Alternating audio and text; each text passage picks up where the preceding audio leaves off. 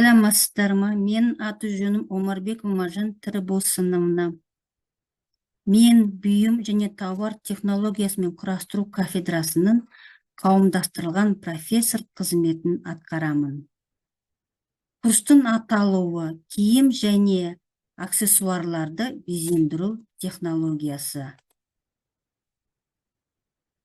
15-ші дәрістің тақырыбы құрақты орындаудың технологиялық негіздері, әдістері және тігін бұйымдарында қолданылуы.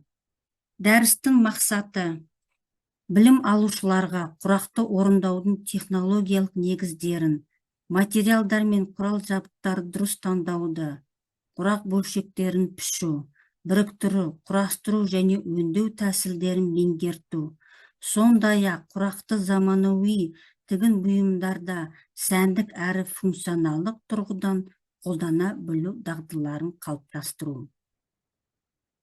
Дәріс бірнеше сұрақтардан тұрады. Бірінші сұрақ: құрақты орындаудың технологиялық негіздері, материал, құрал жабдық және дайындау талаптары. Екінші сұрақ: құрақ бөлшектерін пішу, белгілеу және біріктірудің негізгі әдістері. Үшінші сұрақ: құрақ бұйымын құрастыру, тігістерді өңдеу және сапаны бағалау. Төртінші сұрақ: құрақты орындаудың дизайнерлік ерекшеліктері. Және бесінші сұрақ: құрақты тігін бұйымдарында қолданылуы.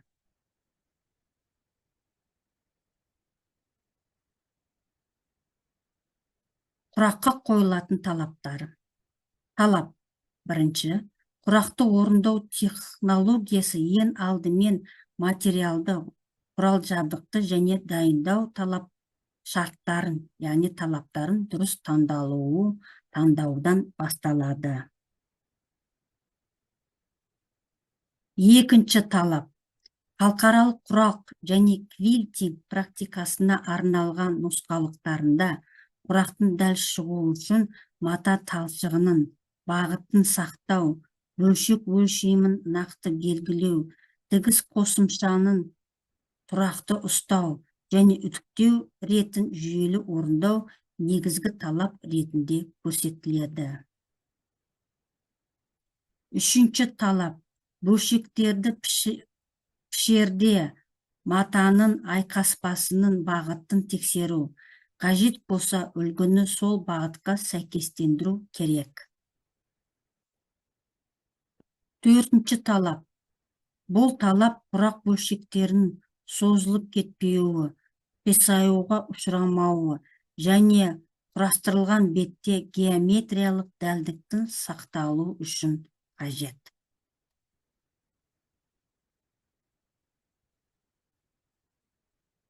Орындалу кезеңдері. Біріншісі, негізгі бетке арналған мата. Дәстүрлі тәжірибеде көбінесе мақта мата, сәтен, бөз, шыт, жібек, барқыт, мәуітті, жүн аралас маталар қолданылған. Қазіргі тәжірибеде мақта мата негізінде маталар құраққа өте қолайлы саналады. Өйткені олардың сырғуы аз, пішін тұрақтылығы жақсы және біріктіргенде қиыстары дәл келуі бейім. Екінші топ: аралық және астарлық материалдар. Егер құрақ бұйым, көрпе, жасық, төсеніш, сырт киімнің сәндік панелі, кеудеше, жилет, сөмке немесе қалыңдатылған бөлшек ретінде орындалса, арасына жұқартылған мақта, синтетикалық жылытқыш немесе арнайы қабат салынуы мүмкін. Үшінші топ: әрлеу және бекіту материалдары. Оларға астар, жиек астар, көмкерме, жіп, кейде желімдік аралық материал, уақытша бекіткіш құралдар жатады. Егер құрақ киімнің белгілі бір аймағына қолданылса, оның созылып кетпеу үшін желімдік тор, жұқа флизелин немесе тұрақтандырғыш қабат қолданылуы мүмкін. Бұл әсіресе мойын ойындысы, өнір, қаттама, белдік, қалта қақпағы сияқты бөлшектерге маңызды. Қажетті құрал-жабдықтар. Құрақты орындауға қажетті құрал-жабдықтарға қайшы, айнымалы кескіш, төсеніш, сызғыш, лекала, бор не маркер, инелер, түйреуіштер, оймақ жатады. Суретте көріп тұрғандарыңыздай. Құрақты орындауға қажетті құрал-жабдықтарға үтік, тігін машинасы және қажет болғанда көрпені құрауға немесе арнайы бағыттағыштарда жатады.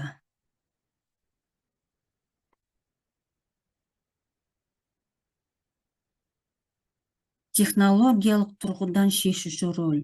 Егер мата алдын ала тексерілмесе, бір материал шөгіп, екінші шөкпей қалуы мүмкін. Бір мата қатты созылса, келесі қалың болуы мүмкін. Нәтижесінде бұйым тегіс жатпайды. Сол себепті құрақты кәсіби деңгейде орындауда дайындау сатысы көркемдік жұмыстан кем емес маңызды. Мысалы, білім алушы желетін алдыңғы өніріне құрақ панелін енгізгісі келеді делік. Егер ол жібек, созылмалы трикотаж және қалың денім қалдықтарын бір панельге алдын ала тұрақтандырмай біріктірсе, құрақ беті әркелкі тартылады. Ал егер бір текті немесе қасиеті жақын маталарды таңдап, жұқа желімдікпен тұрақтандырып, сынама блокты жасап тексерсе, панель ішінен жақсы сақтайды. Бұл материал таңдаудың технологиялық сапаға тікелей ықпалының нақты мысалы.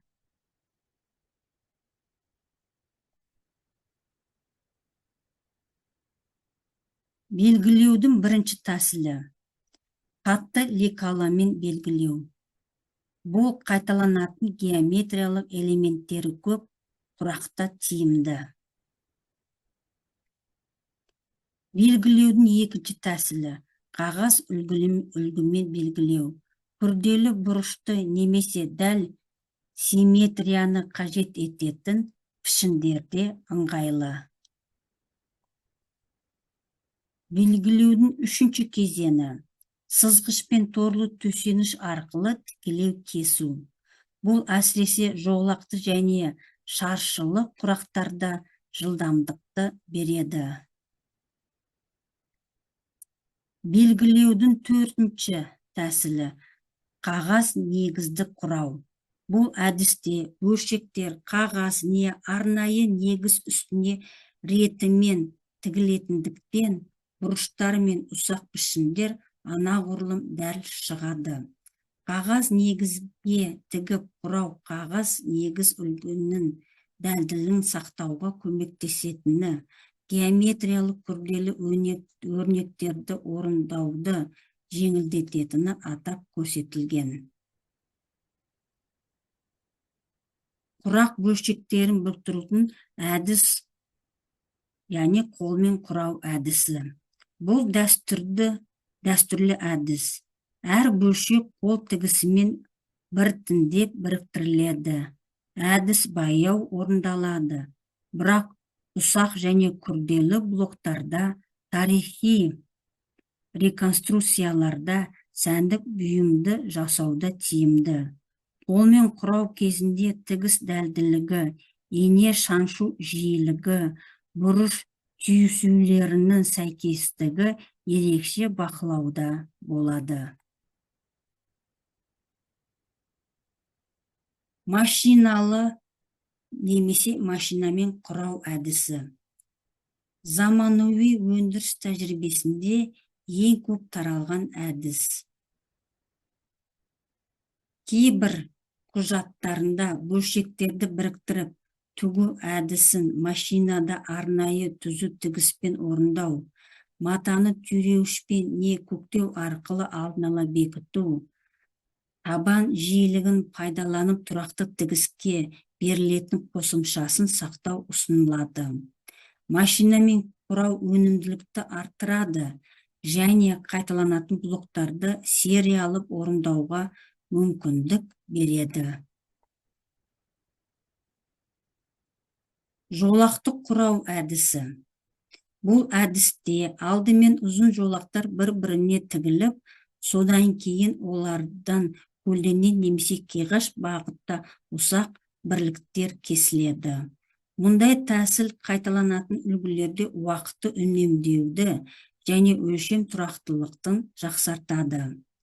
Жолақтап біріктіріп тігу туралы заманауи қабаттап сыру және құрақты құрау материалдарында бұл әдіс жұмысты жылдам орындауға және технологиялық тиімділікті арттыруға мүмкіндік беретін тәсіл ретінде сипатталады. Блоктық құрау әдісі. Алдымен шағын модульдер құрылып, кейін олар ірі блоктарға, содан соң толық композицияға біріктіріледі. Бұл әдіс күрделі композицияны басқаруға, қателерді ертерек анықтауға, түс ретін ауыстырып көруге мүмкіндік береді. Қағаз негізді құрау әдісі. Бұл күрделі жұлдыз, сәуле, өткір бұрыш, өте ұсақ фрагментті өрнектерге қолайлы. Қағаз сызықтары бағыттаушы қызметті атқарады. Әдіс дәлдікті береді, бірақ кейін қағазды алу, ретті тігу тәртібін сақтау қажет етеді. Еркін құрау немесе сәнді құрақтау. Кейде еркін құрау деп аталатын бұл тәсілде пішіндер қатаң геометриялық тор жүйесіне бағынбайды. Кейбір нұсқаулықтарында бұл әдіс еркін құрақты сәндік тігіспен біріктіру түрі ретінде түсіндіріліп, үстіңгі бөлшектің жиегін астыңғы бөлшектің үстіне келтіріп, оларды сәндік тігіс арқылы қосу жолы көрсетілген. Бұл әдіс киімде және сәндік бұйымдарда авторлық композицияны құрастыруға өте қолайлы. Құрастырудың мынандай дәйектілік тиімді. Бөлшектерді схема бойынша орналастыру, ұсақ элементтерді жолақтарға немесе шағын блоктарға біріктіру, жолақтар мен блоктарды ірі блоктарға біріктіру, бүкіл құрақ бетін құрастыру, қажет болса аралық қабаты мен астарды қосу, соңғы сырып тігу, көмкеру және негізгі бұйымға қондыру. Тігістерді өңдеу. Тігістерді өңдеу құрақтың геометриялық дәлдігіне айрықша әсер етеді. Квильтинг жөніндегі нұсқаулықтарда үтіктеу тек әсемдеу құралы емес, технологиялық тұрақтандыру әдісі ретінде қаралады. Тігіс орындары дұрыс басылмаса, қиылыстар қабысып қалмайды. Бұйым беті томпайып тұрады. Практикада тігіске берілетін қосымшасын бір жаққа жатқыза үтіктеу де, жайып үтіктеу де кездеседі, яғни айырып үтіктеу. Бір жаққа жатқызып үтіктеу түйісу нүктелерін бір-біріне тірестіріп, дәл келтіруге көмектеседі. Ал көп тігіс бір нүктеде жиналса, тігісті айырып басу қалыңдықты азайтады, яғни жайып басу. Көп қабатты бұйымдағы құрақ. Егер құрақ көп қабатты бұйым ретінде орындалса, яғни үстіңгі құрақ бет, ішкі жұмсақ қабат және астар берілсе, оны сырып бекіту қажет болады. Қабаттап сыру материал қабаттарын тігіс жолдары арқылы өзара біріктіру үдерісі. Бұл жұмыста кейде қарапайым жүрмеу тігісі немесе арқа шаншып тігу сияқты негізгі қол тігістері де қолданылады. Сонымен қатар 90-100 өлшемді инемен алдын ала сынама тігіс жүргізіп көру қажеттілігі де ескеріледі. Сапаны бақылау. Бөлшек өлшемдердің дәлділігі, бұрыштардың түйісуі, тігіс енінің тұрақтылығы, беттің жазықтығы, артық тартылудың болмауы, түстердің жоспарға сәйкес орналасуы, астармен негізге дұрыс бекітілуі, соңғы бұйым пішіннің бұзылмауы. Жиі кездесетін мынандай ақаулар бар. Өлшемнің дәл шықпауы, тігіс қосымшасының әркелгілігі, бұрыштардың қабыспауы, матаның созылып кетуі, түстердің ретсіз берілуі, бетінің толқындалуы, қалыңдықтың бір жерде шамадан тыс жиналуы. Алдын алу жолдары. Олардың алдын алу үшін үлгісін нақты жасау, талшық бағытын сақтау, бөлшектерді ретімен тізіп тігу, әр операциядан кейін үтіктеу, сынама блокты дайындау, және өлшемді аралық бақылау отыру қажет. Түстік шешімде. Қазіргі құрақ өнерінде түс тек әсемдік беретін құрал ғана емес, композицияны ұйымдастыратын маңызды тетік болып саналады. Блоктық немесе жолақтық құрау барысында түстердің белгілі бір ретпен қайталануы композицияға ырғақ береді, ал қандай да бір түстің кенет өзгеруі немесе үзілуі ерекше екпінді туғызады. Практикалық мынандай шешімдер бар. Монохромдық құрақ текстура мен тігіс бедерін айқындай түседі. Жылы және суық түстер контрасты композицияның орталық бөлігін айшықтайды. Мата қиындыларының құрау экологиялық идеяны күшейтеді. Ұлттық реңктерді заманауи бейтарап түстерімен үйлестіру этномодерн сипаттағы стильді қалыптастырады.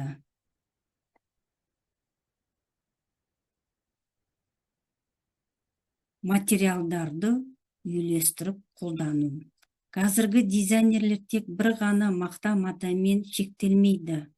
Ресми брендтік сипаттамаларда құрақ тәсілінің былғары да, тесік өрнекті күдері де, және әртүрлі материалдардан тұратын аралас конструкцияларда кеңінен қолданылатыны көрсетіледі. Практикалық мысал. Егер бір бұйымға мақта, денем, жұқа былғары және торлы мата қатар қолданылса, олардың қалыңдығы мен технологиялық үйлесімі міндетті түрде теңестірілуі қажет. Мұндай жағдайда материалды бір қалыпты жылжытатын табанша мен тігіс енін дәл сақтайтын құрақ тігуге арналған табаншаны пайдалану технологиялық тұрғыдан өте тиімді. Декоративтік тігіс арқылы дизайнды күшейту. Кейбір өндірістік нұсқаулықтарда сәндік тігістерді тек бекіту құрал ретінде емес, көркемдік әсер беретін қосымша құрал ретінде пайдалануды ұсынады. Бұл жағдайда тігіс бұйым шетін біріктірумен қана шектелмей, жиекті әрлеу, бедерді жасау, өрнекті қайталау, және авторлық қолтаңбаны қалыптастыру қызметінде атқарады. Практикалық мысал. Еркін құрақ паносында бөлшектердің шеттерін ирек тігіспен, қауырсынға ұқсас сәндік тігіспен немесе дара сәндік тігіс өрнегімен бастыру композицияға кестелік сипатты береді. Мұндай шешімдер әсіресе сәндік киімдерде, авторлық жакеттерде, подиумдық жилеттерде және интерьерлік текстильдерде өте әсерлі көрінеді. Дәстүрден сәндік бұйымға көшу. Виктория және Альберт мұражайының материалдарында құрақтың сән әлемінде тұрақты көркем тілге айналғаны айтылады. Бұл үрдіс қазіргі дизайнерлік брендтерде де айқын көрінеді. Мысалы, боде топтамаларында көне құрақ құрылымы жай сәндік элемент ретінде емес, конструктивтік және мағыналық негіз ретінде қарастырылады. Мысалы, 19 ғасырдың сонында ара тісті жұлдыз өрнегіне және пирамида тәрізді блок жүйесіне сүйенеді. Суретте көріп тұрғандарыңыздай. Мұндай тәсіл құрақты жай ғана безендіру деңгейінен шығарып, оны тарихи мазмұнды жеткізетін көркемдік мәтін дәрежесіне көтеріледі. Мысал 2. Брендтік сөмкесінің ресми сипаттамасында оның күдері былғары құрақтау арқылы геометриялық текше тәрізді пішін қалыптастырғаны көрсетілген. Мұнда құрақтау принципі текстильде емес, былғары аксессуар құрылымында жүзеге асады. Бұл құрақ ойлау жүйесінің материал өзгерген жағдайда ғана композициялық логикасын сақтай алатынын дәлелдейді. Суретті көріп тұрғандарыңыздай. Мысал 3. Изабель Марант брендінің күртешесі тесік өрнекті және тұтас күдері былғарыдан құралған құрақтық дизайнға негізделінген. Деме құрақтау қазіргі сәнде тек халықтық немесе бохо бағытындағы шешім ғана емес, сонымен бірге жоғары сапалы былғары бұйымдар дизайнда да өзекті әдіс болып отыр. Мұражайлық және заманауи көркемдік бағыт. Виктория және Альберт мұражайының заманауи құрақ шеберлеріне арналған материалдарында құрақтың әлеуметтік ойды, жеке естелікті және көркемдік ізденісті білдіретін құралға айналғаны көрсетіледі. Яғни қазіргі дизайнерлік шешімдер құрақты тек киім мен тұрмыстық бұйым аясында ғана емес, сонымен қатар арт нысан, галереялық текстиль және тұжырымдамалық көркем жұмыс деңгейінде де қолдануға мүмкіндік береді. Бөлшектік акцент ретінде қолдану. Құрақ шағын аймаққа енгізіледі. Мысалы, өңір, жаға, қалта, қаттама, белдік, иініш, етек жолағы және сөмке қақпағы. Бұл тәсіл күнделікті киімде ыңғайлы, себебі бұйымды ауырлатпайды. Блоктық панель ретінде қолдану. Көйлек, жилет, жакет, белдемше, сырт киімнің алдыңғы не артқы бөлігі, белгілі бір бөлігі тұтас құрақ панельмен орындалады. Мұнда панельдің алдын ала жеке дайындап, кейін негізгі бөлшекке біріктіріледі. Толық бетте қолдану. Сахналық костюм, авторлық коллекция, сәндік жилет, сәндік пальто, үй киімі, кейбір аксессуарлар толықтай құрақ әдісімен орындалады. Бұл жағдайда астарлау, салмақ, күтім және қалыңдық тепе-теңдігін алдын ала есептеу қажет. Аксессуарлар мен интерьерлік бұйымды қолдану. Сөмке, косметичка, сәндік жастық, төсеніш, жапқыш, планшет қаптамасы секілді бұйымдар құрақты меңгеруге өте қолайлы оқу нысандары болып саналады. Тұрақты дизайн және қайта пайдалану жобаларында қолдану. Қалдық матадан шағын сериялы өнімді жасау. Құрақтың қазіргі экологиялық мәнін арттырады. Бұл бағыт құрақты технологиялық және әлеуметтік тұрғыдан өзекті болып саналады. Сонымен қатар, бұл дәрістің соңында тесттік материалдар, яғни тесттік сұрақтар құрастырылған.